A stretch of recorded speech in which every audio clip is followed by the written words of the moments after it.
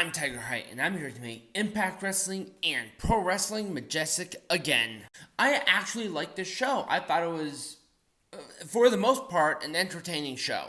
I'm just waiting for that TNA turnover to really see what they're doing, because I feel like at this point, they're just coasting. So our first match for the Impact World Tag Team Champions, we have the ABC defending against Kenny King and Shelton John. It was fine. That's really all I have to say about it. It's really hard because it's just like you have these random tag team title matches, and then you have the big pay-per-views, and then randoms. What should I care about? How did Kenny King and Shelton John get this opportunity? Did they win a bunch of matches?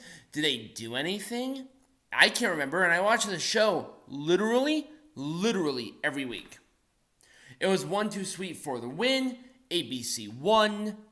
Orange Cassidy thumbs up. It was a good opener, but at the same time, you're devaluing your tag team champions. Can we stop devaluing champions? It's kind of embarrassing at this point. Up next for reasons, the number one contender. The contender for the first TNA World Heavyweight Champion in at least a decade is taking on Heath in a non-title anything, in a nothing burger, in a nothing sandwich. How am I supposed to care? Tell me how I am supposed to care. Am I supposed to care? How am I supposed to care? I don't. It was a spear for the win. Rhino returns to help. Who cares? Thumbs down. It wasn't quite a thumbs down and fuck you, but it was close. So up next are the newly formed Rascalz, which is Trey, Miguel, Zachary, Wentz, and Brad Reed, or the Token Black, taking on Laredo Kid, Black Taurus, and Juventud Guerrera.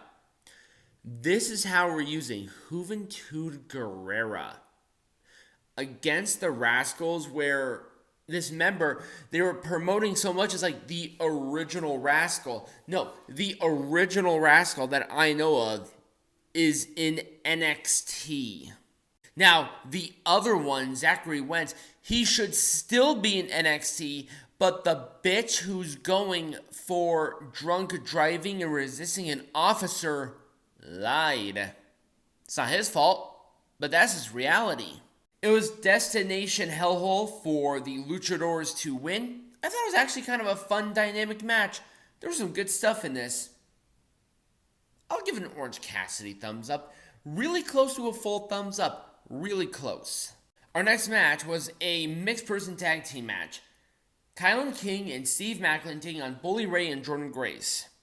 Steve Maclin is a former world champion, and I have never seen him so weak in my entire life. He's sitting there calling Bully Ray weak, but Bully Ray at least still feels like a main eventer.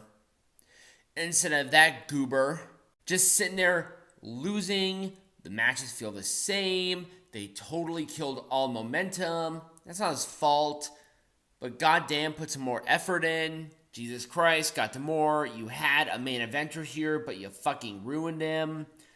It was a match, kinda, and Jordynne Grace won with the Grace driver or the Juggernaut driver, or I swear to God, I have more steroids in my body than actual blood driver. Bully Ray and Jordynne stared face to face. I question if there was a woman there, but I guess there was. I'll give an Orange Cassidy thumbs up. So it kind of looks like they're doing Bully Ray versus a legitimate walking refrigerator. I'm not sure how I feel about that, but we're just going to roll with it.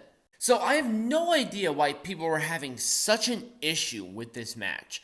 I don't. Sonny Kiss and Trinity. These two had a fun match. I liked it. I saw more of Sonny Kiss's moveset within this one match than their entire career in AEW. I see why AEW signed Sonny, but why didn't they use Sonny for anything? It's such a waste.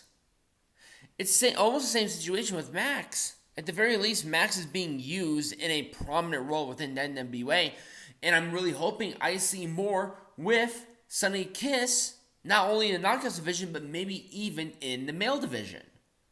Because, of their giant identity. I think it's sort of hard within mainstream wrestling to book an alternative gender division unless it's specifically there. Openly gay, you can do it. Openly straight, it's a little bit better. But within the context of alternative genders and identities, I can see it as being an issue.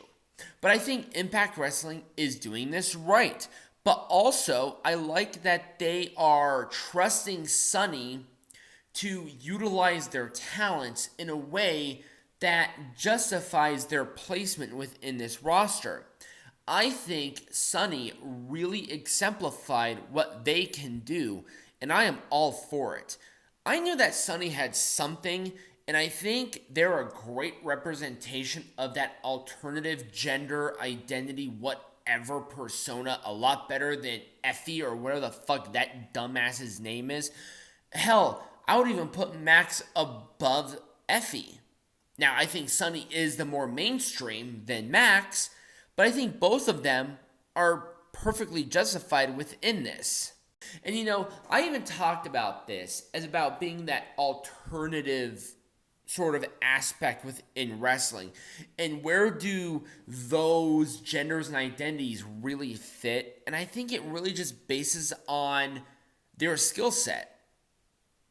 And I'm going to explain this very specifically. I'm not saying that they are alternative, but I'm talking about Nia Jax specifically because Nia Jax is generally heavier, but she identifies and is a woman. So, she's in the women's division, and she is bigger, heavier, and stronger than a lot of women. That's why a lot of those injuries happened. But then you have Sonny Kiss, who identifies differently, and if I'm not mistaken, who was born as a male, but that's how they were born. But look at how Sonny wrestled. It was very clean. It was very... Whoa. Well, that was interesting. But Sonny impressed me here. It showed me that that alternative thing can work given certain circumstances. It will be more clear later in life, but we're kind of on the precipice of this, so we're going to have that conflict of interest. Look at the situation as a case-by-case basis. Obviously, Trinity won. It was Trinity Bomb for the win. I'm going to give it a full thumbs up. I liked it more than I hated.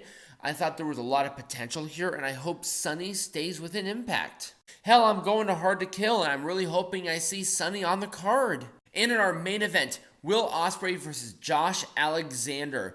Oh my god, what a good match. Oh, Will, please don't sign with AEW. Please don't. Look at what they're doing. Look at what they're doing with Kota Ibushi on riding on a bike. You're going to be in catering. Trust me, you're going to be in catering.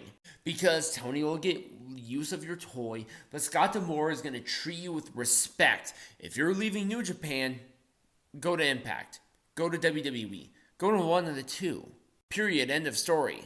It was Stormbreaker for Ospreay to win. A good match. Full thumbs up.